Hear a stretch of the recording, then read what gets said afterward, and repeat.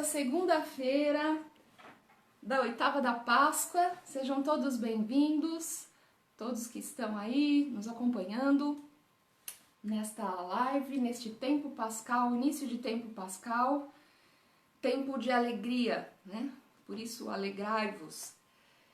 E sejam todos bem-vindos.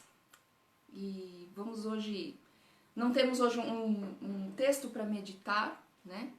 Mas temos algumas reflexões para fazer. Boa noite, Noêmia. Boa noite. Vamos falar um pouco sobre o canto Regina Coeli.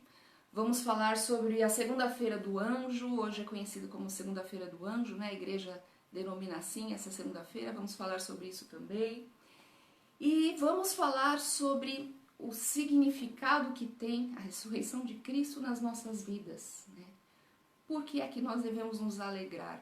Interessante porque na sexta-feira eu falava, né? Eu comentava com... Não sei se estavam todos aqui. Boa noite, Aparecida.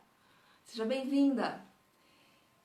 Se estavam todos, eu comentava assim, quando eu era novinha, eu ficava pensando como a morte de Jesus Cristo mudaria a minha vida, como isso muda a minha maneira de viver, de fazer as coisas, né?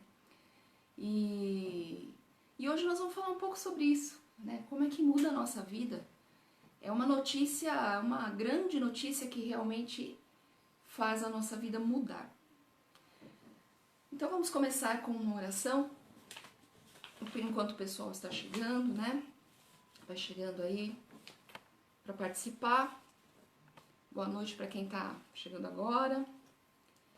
Iniciemos então pedindo o auxílio do Espírito Santo, que nos assista, que nos dê uma inspiração segundo sua vontade, para que nós entendamos aquilo que Deus quer nos dizer, né? Preparemos nosso coração, que seja dito aqui apenas aquilo que nós precisamos ouvir de Deus. Em nome do Pai, do Filho e do Espírito Santo. Amém. Vinde, Espírito Santo, enchei os corações dos vossos fiéis e acendei neles o fogo do vosso amor. Enviai o vosso Espírito e tudo será criado e renovareis a face da terra. Oremos. Ó Deus, que instruístes os corações dos vossos fiéis com a luz do Espírito Santo, fazei que apreciemos retamente todas as coisas segundo o mesmo Espírito e gozemos sempre de sua consolação. Por Cristo, Senhor nosso. Amém. Vamos ver quem está chegando aqui. Lídia, minha filhota está aí também. Aparecida, a Noêmia. É isso aí. Vamos rezar então uma Ave Maria, aproveitando aqui a capelinha da Imaculada Conceição, que está conosco, nos acompanha nessa transmissão também, nos acompanha na nossa vida, né? A presença da Santíssima Virgem, nossa mãe, mãe de Jesus e nossa mãe. Então rezemos uma Ave Maria, especialmente pela intenção de todos os sacerdotes. Coloquemos aqui por todos os doentes, por todos os que estão sofrendo nesse momento, especialmente aqueles que sofrem por causa dessa pandemia, aqueles que trabalham arduamente nos serviços de saúde. Rezemos por todos estes. Ave Maria, cheia de graça, o Senhor é convosco. Bendita sois vós entre as mulheres, bendito é o fruto do vosso ventre, Jesus. Santa Maria, Mãe de Deus, rogai por nós, pecadores, agora e na hora de nossa morte. Amém. Santa Maria, Mãe de Deus, rogai por nós. Muito bem. Então, meus irmãos e irmãs, estamos na segunda-feira da oitava da Páscoa. E a igreja vive esses 8 dias, né, daqui de ontem até o próximo domingo, como se fosse um único dia. O dia da ressurreição de Nosso Senhor. E por isso os evangelhos desses dias são evangelhos das aparições de Jesus. E esta segunda-feira é chamada de Segunda-feira do Anjo pela igreja. E recebe esse nome porque foi precisamente um anjo que no sepulcro anunciou às mulheres que Jesus tinha ressuscitado. Então, quem nos dá uma explicação sobre a segunda-feira do anjo, por que ela é chamada desta forma, é São João Paulo II. Então ele diz assim: por que se chama assim? Perguntou o pontífice. Isso foi em 94, se eu não me engano, que ele deu essa explicação. Colocando em evidência a necessidade de destacar a figura daquele anjo que disse das profundezas do sepulcro, ele ressuscitou. Estas palavras eram muito difíceis de pronunciar, de expressar para uma pessoa naquela época. Além disso, as mulheres que foram ao sepulcro o encontraram vazio, mas não puderam dizer ressuscitou quando encontraram o sepulcro vazio. Só afirmaram que o sepulcro estava vazio. Mas o anjo disse: ele não está aqui, ressuscitou. Nós estamos acostumados com esse termo ressuscitou, né? Porque desde crianças nós aprendemos o que é a Páscoa, o que ela significa, ouvimos falar de Jesus ressuscitado, né? Então é algo que está no nosso vocabulário, faz parte da nossa vida essa palavra, né? Mas pense que na época, para elas, era algo que não existia. Quem é que tinha morrido, voltado da morte, ressuscitado para sempre? Nunca tinha acontecido isso, né?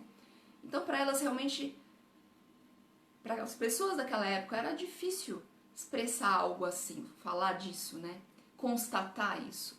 E o anjo lhes diz, né? Ele não está aqui, ressuscitou. Assim narra o Evangelho de Mateus. Mas o anjo, respondendo, disse às mulheres: não tenhais medo, pois eu sei que buscais a Jesus que foi crucificado. Veja que interessante. As mulheres não estavam indo buscar a Jesus ressuscitado, foram buscar a Jesus crucificado, né? Ele não está aqui, porque já ressuscitou, como havia dito. Vinde, vede o lugar onde o Senhor jazia. E depois, imediatamente, e dizei aos seus discípulos que já ressuscitou dentre os mortos. E eis que ele vai adiante de vós para a Galileia. Ali o vereis. Eis o que disse. Então, esta segunda-feira do anjo, né, faz menção ao anjo que deu esta notícia, né, a melhor das notícias, a boa notícia para todos nós, não só para as mulheres, né, e que ecoa por todo o tempo, né, não se espalhou somente espacialmente naquela época, mas vem se expandindo, vem se propagando essa notícia ao longo dos séculos, né, chegou até nós. Pense que um dia alguém contou isso para você, né, o que era a ressurreição de Jesus, né? O dia que você ficou sabendo, talvez nós fôssemos pequenos, ainda não entendêssemos muito bem, mas um dia alguém deu essa notícia para nós. E então Jesus envia um mensageiro celeste para anunciar a alegria da ressurreição. Por isso, irmãos, hoje eu coloquei como tema do vídeo aí o alegrai-vos, né? E alegrai-vos trata-se de uma palavra de Jesus. E Jesus, sendo Deus, quando diz alguma coisa, é mais do que só uma palavra, mais do que só uma mensagem. É uma ordem, é uma realização. O que Deus diz, quando Deus diz algo, aquilo se realiza. Quando Deus diz para nós, alegrai-vos, é mais do que um sentimento. Ele pede mais do que um sentimento para nós, né? É uma certeza enraizada no ser de quem sabe que é amado, que foi amado por Jesus, que Jesus nos amou até o fim. Essa alegria, né? Não é aquela alegria de fazer um churrasco no dia do aniversário, colocar uma música alta, né? Ter muita comida. Não, é algo profundo, algo que vai lá no fundo da alma, que toca a nossa existência. Eu sou tão importante para Deus que Deus se deu ao trabalho de se fazer homem, viver a minha vida, sofrer meus sofrimentos, chorar as minhas lágrimas, viver as minhas dores, morrer a minha morte. para me libertar e me levar para a sua vida divina. Olha como a gente é amado pelo Senhor. Né? E ele venceu o pecado e a morte. E hoje, me diz, hoje, concretamente, aquela palavra daquela época, dos dias em que Jesus apareceu, a palavra alegrai-vos hoje é para nós, no dia de hoje. No dia de hoje o Senhor nos diz, alegrai-vos. Você que está aí, eu que estou aqui, alegrai-vos. E aqui eu queria fazer uma reflexão sobre esse evangelho, né? Das mulheres que vão ao túmulo. Porque é Jesus ressuscitado que vem ao nosso encontro. É interessante porque as mulheres foram ao túmulo, constataram, né, que o túmulo estava vazio.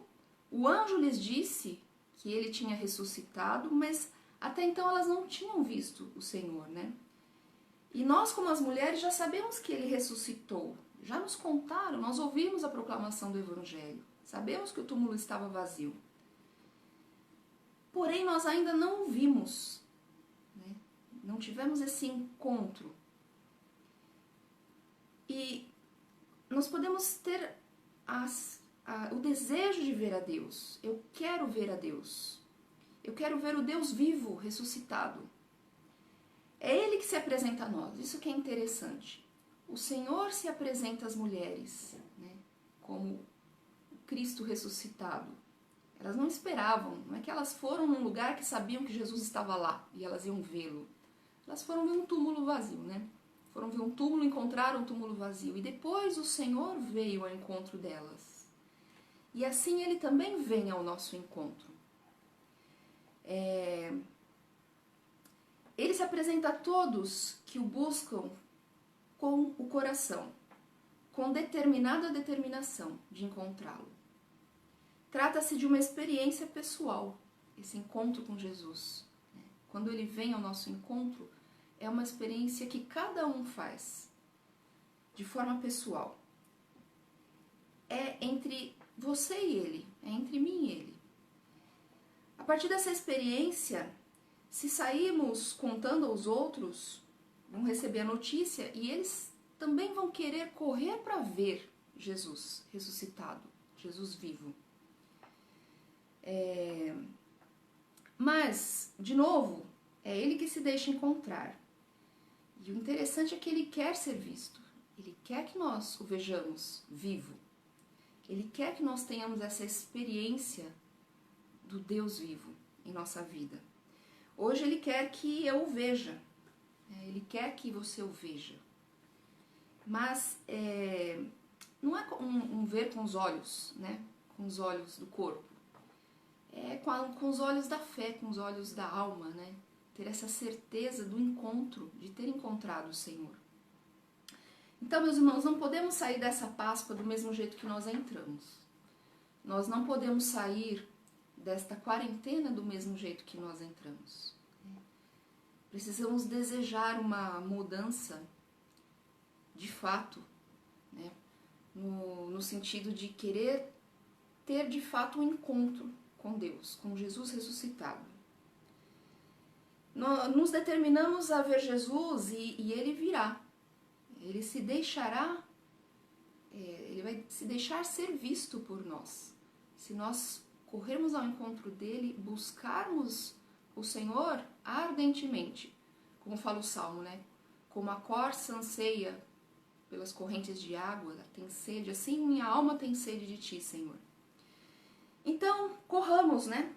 Corramos, tenhamos uma vida espiritual, tenhamos uma vida interior, vamos procurar encontrar o Senhor, Ele habita em nós, Ele está lá em nós, Ele quer se deixar encontrar. Voltemo-nos para Deus, né? Aproveitemos esse tempo para nos voltar a Deus. Que nós não saiamos daqui assim, vamos esperar passar tudo isso e vamos voltar à nossa rotina como sempre foi. Que nós voltemos à nossa rotina um dia, mas que nós estejamos diferentes.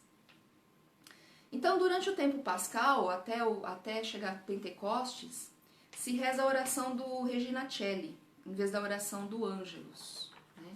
Eu vou contar para vocês qual é a história desta oração, que é lindíssima, né? E depois eu vou ensinar vocês a cantar na língua, no idioma original, que é o idioma oficial da igreja, que é o latim. Ninguém tem medo de latim não, né? Então a gente vai aprender. Então é assim, o autor dessa oração, Regina Coeli, é desconhecido. Porém, segundo atesta uma antiga tradição, esse belíssimo hino mariano teria sido composto pelos anjos. E a história é a seguinte. No ano de 590, Roma estava devastada por um transbordamento do rio Tibre, que alagou a cidade e fez perderem-se os alimentos, reduzindo a população à fome. E depois disso, irrompeu uma terrível peste sobre os habitantes de Roma. Uma peste como essa que nós estamos vivendo, né, nos dias de hoje. E para aplacar a cólera divina, o Papa São Gregório Magno ordenou uma procissão, uma litania septiforme.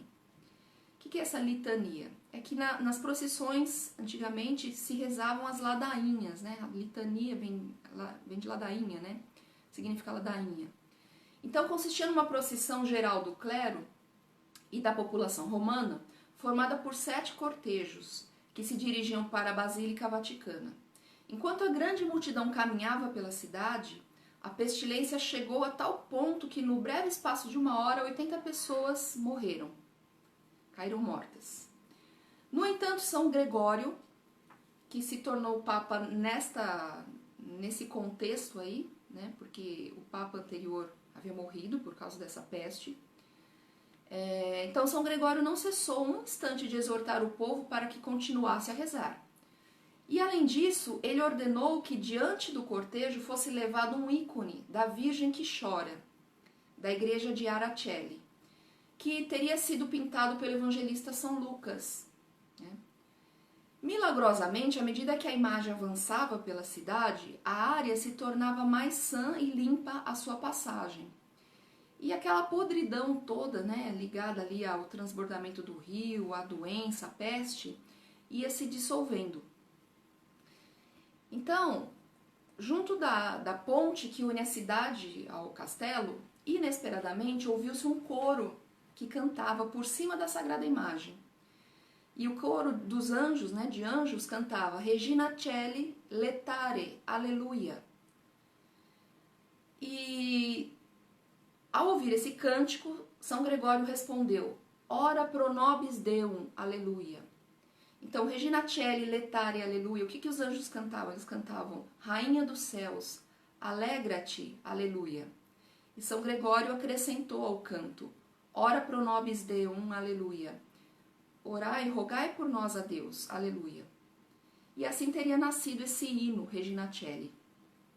Então, após os cantos, os anjos se colocaram em círculo ao redor da pintura da Virgem Maria, e nesse momento São Gregório Magno ergueu os olhos e viu sobre o alto do castelo um anjo exterminador, que depois de enxugar a espada, da qual escorria sangue, colocou-a na bainha como sinal do fim do castigo.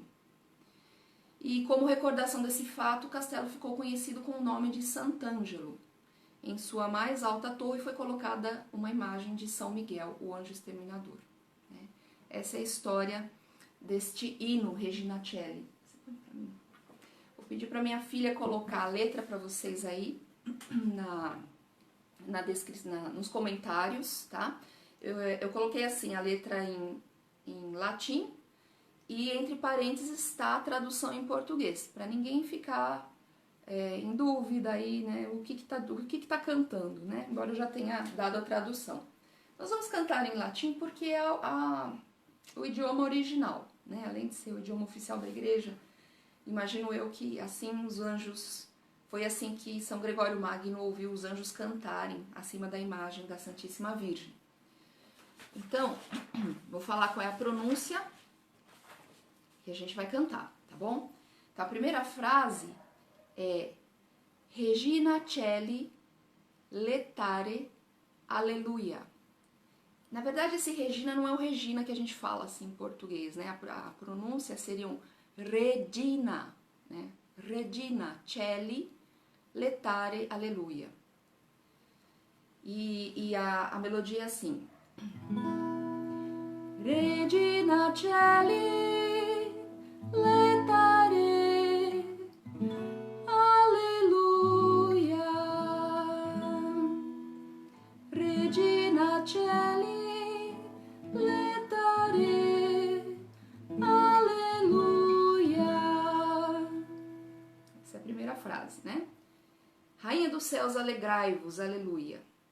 Depois, aí vem um que, a, quem, mas a gente pronuncia, mas em latim a gente pronuncia quia, não que, mas quia. E o quem a gente pronuncia quen, né? Quia, quen, meruisti, portare. Quia, quen, meruisti, portare. Aleluia. O que quer dizer isso aqui?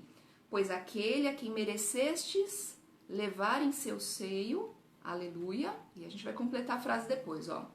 Então fica assim, ó.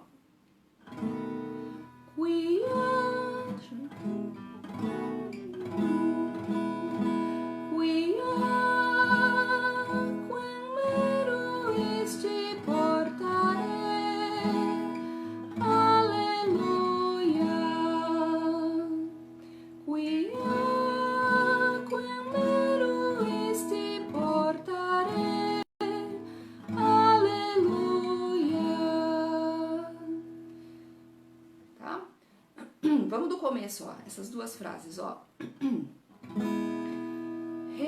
Regina Celi, letare, aleluia. A rouquidão chegando. Quia, quem meruisti, portare, aleluia. Tá? Agora vem. Agora é a palavra mais complicada do canto. Vem falar ressuscitou, né? Como disse. Aleluia. Então, em latim fica resurrexit. É meio... Tem que dar uma enrolada na língua, né? Resurrexit. Sicu dixit. Então, o X é xi, né? Sicu dixit. Aleluia. Então, assim, ó. Resurrexi, sicu dixi, aleluia. Aí vem, ora pro nobis Deum, aleluia. Ora pro nobis Deum, aleluia. Bem? Vamos cantar duas vezes? Vocês vão indo atrás, tá bom? A letra tá aí nos comentários. E aqui a gente já vai terminando a nossa live, nossa transmissão com esse canto à Santíssima Virgem. Normalmente ele é cantado ao meio-dia, 6 da tarde, mas não tem problema. Nossa Senhora vai ficar feliz do mesmo jeito se a gente cantar às 9h30 da noite, não é? Então, e aí a gente termina aqui com este canto à Santíssima Virgem. Essa é a nossa oração final, tá bem? Regina Celi, letare, alleluia. Quia, quem meruisti, portare, alleluia. Resurrexi, sicu dixi, alleluia. Ora pro nobis Deum, aleluia. Mais uma vez. Regina Celi, letare, aleluia. Quia, quem meruisti, portare, aleluia. Resurrexi, sicu dixi, aleluia.